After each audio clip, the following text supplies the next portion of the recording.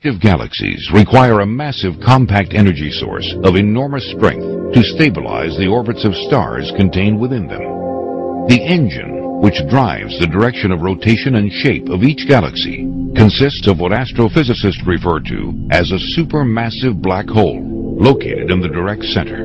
The central black hole, located within our galaxy, contains an estimated mass of over 1 trillion stars and is believed to be over 2 trillion miles in diameter.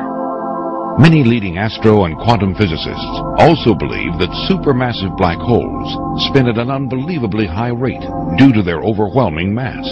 At this high rate of spin, the black hole's projected gravitational field is no longer spherical, but rather flattens out to form a massive yet extremely thin spinning disk.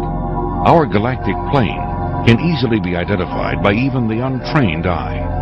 As one views the shape and characteristics of our own galaxy from images provided by the Hubble telescope and projected computer simulations, we can easily see that all matter moves and is formed around this flattened gravitational influence.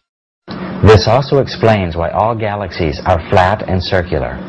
If you look at our own galaxy, there exists a dark band which shows you where this gravitational plane is located, where galactic dust and mass has been collecting since the birth of the galaxy. This is where we can easily see the location of the galactic plane, which is what modern science refers to as the galactic equinox.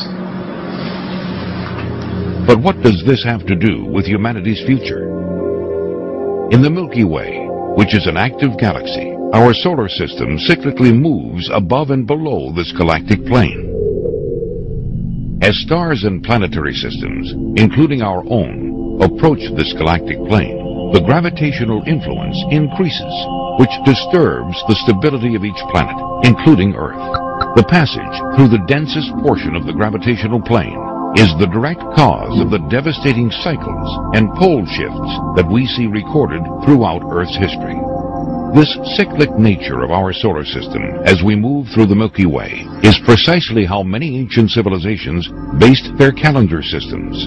The Mayans themselves describe what they refer to as the dark rift, or the galactic plane, in ways eerily similar to those of modern scientists and physicists. The Mayans state that the end of each age, which brings about worldwide devastation, is defined by the world sitting on the dark rift. Even though the Mayans don't clearly present the science behind why the galactic plane causes severe implications upon Earth's stability in modern terminology, it is very clear that we are talking about the same event, an event where the Earth passes through the galactic equinox, the dark rift, or the central plane. It all refers to the cyclic and destructive gravitational influence created by the supermassive black hole at the center of the Milky Way. Researchers and scientists agree that we are indeed approaching the end of what the Mayans define as the current age. Even though many science groups are still debating the full implications of what passing through the galactic plane will have upon Earth, we have already begun to see the early stages that the increased gravitational influence is having upon our world and other planets in the solar system. As we approach the gravitational plane, we will continue to experience severe weather and ecological effects such as earthquakes, tsunamis, hurricanes, and volcanic activity with increased frequency and intensity. As we penetrate the densest portion of the galactic plane and experience the full gravitational effects, we may witness unprecedented solar flares, unexpected meteor showers, and one or more geographical pole shifts. Subsequently, unexpected celestial objects may pass through the solar system as they too are influenced by the gravitational plane. This may account for the ancient records describing several past worldwide catastrophes accompanied by passing bodies, comets, or what some researchers today refer to as Planet X. Utilizing the latest in research data, we can speculate that due to the overwhelming rate of spin and the generated gravitational field, the galactic plane or gravitational disk could relatively be paper thin, requiring Earth with our current speed of movement through the galaxy only a few years to completely pass through this plane, experiencing the full effect upon Earth's stability. If this data is correct, could this be what the Bible refers to as the 7 years of tribulation, in which the earth undergoes a series of devastating global catastrophes which result in the death of billions.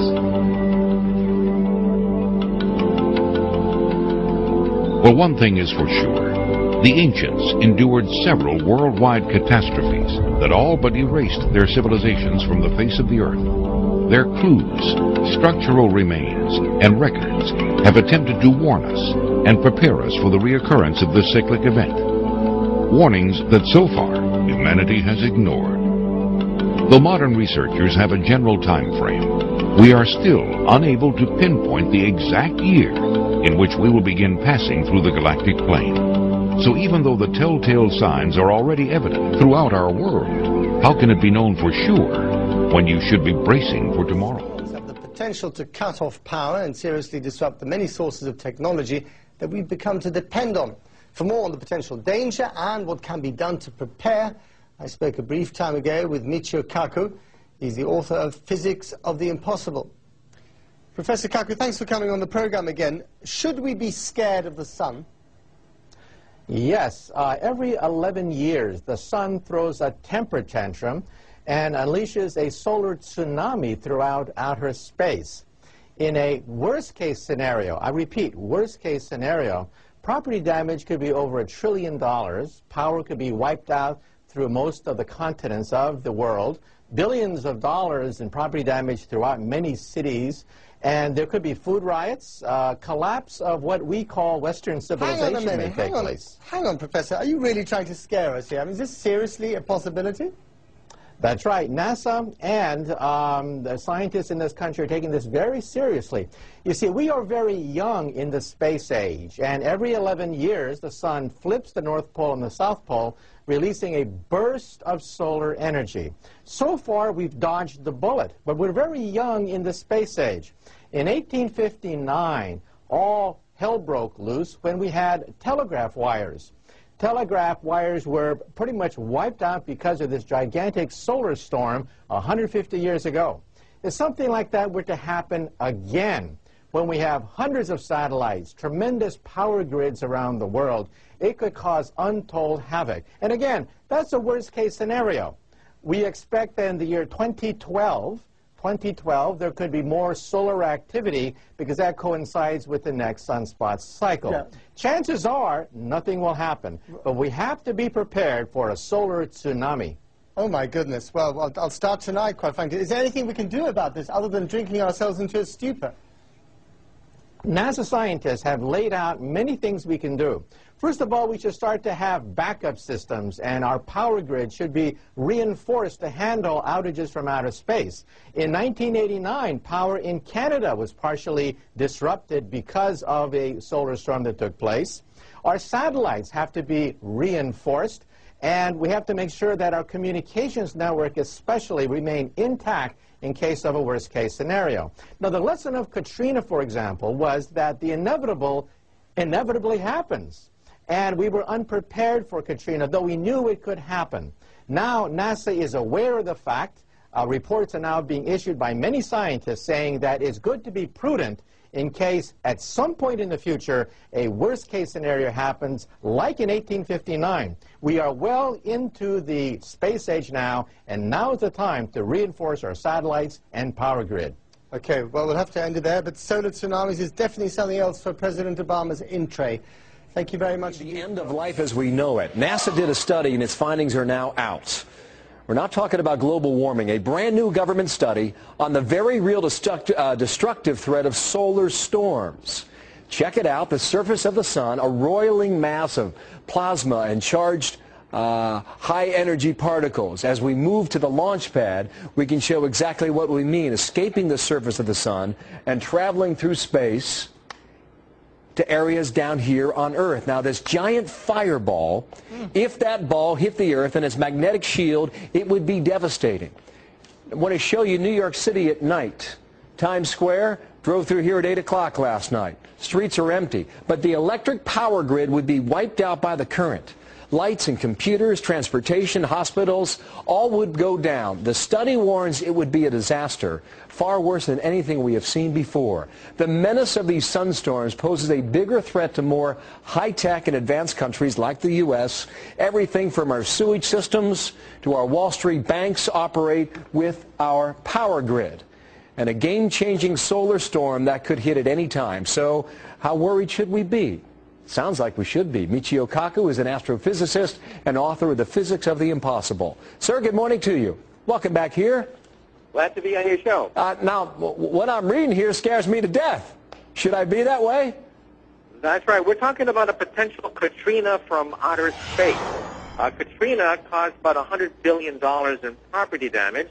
And unless we begin to make efforts now to reinforce our satellites and power grid, we could have something maybe 10 times bigger than Katrina, because we're talking about the loss of all electricity and all satellite activity. We'd be thrown 100 years back into the past. Michio, has this happened before? In 1859, we had a humongous storm that wiped out telegraph poles, and we tried to then estimate what kind of power could do that. And we now realize that we are very young in the space age. If something like the 1859 storm hit again, it would literally paralyze all the United States, not just for a day or an hour, but for months to years. Transformers would short circuit and burn out. Satellites would be fried to a crisp. And the sun, however, has these storms every 11 years. Every 11 years, the magnetic field flips. But in 2012, we do expect perhaps another big one. Well, we have never before in our history, in human history for that matter, relied so much on technology as we do today. And that's part of what they found in the study, because we rely so much on our ability to communicate through our computers that they would all go down, which would handicap not just New York, but really the eastern half of the United States. That's what the study finds, which would be far worse than the blackout of New York from 4 years ago, Michio. That's right. Those blackouts only last for a few hours to a day.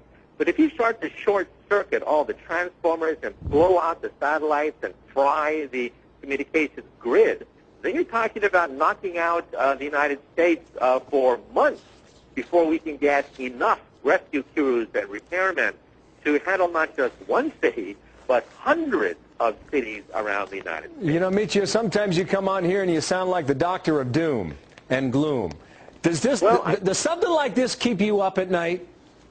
It does, and I think with Katrina, you know, engineers knew that Katrina could happen, but they did nothing because they said that it's not going to happen while I'm around. Well, now we learned the lesson. You have to prepare for things, especially when you know that at some point it's inevitable that we're going to have another big one, like we had back in 1859, except this time we're totally dependent on electricity.